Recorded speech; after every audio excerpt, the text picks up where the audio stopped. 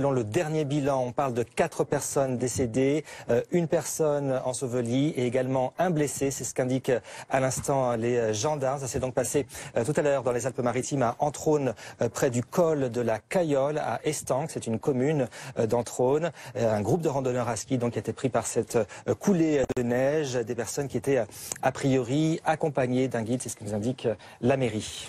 Et Daniela Propiaduc, donc des personnes qui sont parties skier, alors qu'il y avait quand même une alerte importante. Alors effectivement, nous n'étions pas en vigilance orange pour un risque d'avalanche, mais par contre le risque était de 4 sur une échelle de 5 depuis déjà plusieurs jours, car on a connu 2 épisodes neigeux particulièrement importants. D'abord celui de la nuit de mercredi à jeudi, 50 cm de neige sont tombés, notamment sur les massifs alpins, et de jeudi à vendredi, donc la nuit dernière, 20 cm supplémentaires. Au total, sur quelques jours, c'est 70 cm de neige supplémentaire fraîche qui sont tombés. Et ces derniers jours, on a également eu beaucoup de vent. Météo France me disait tout à l'heure des rafales aux alentours des 40 à 60 à partir de la journée de mardi et tout au long de la semaine. Donc du coup, ce vent a également déstabilisé le manteau neigeux, raison pour laquelle donc ce manteau est particulièrement fragile.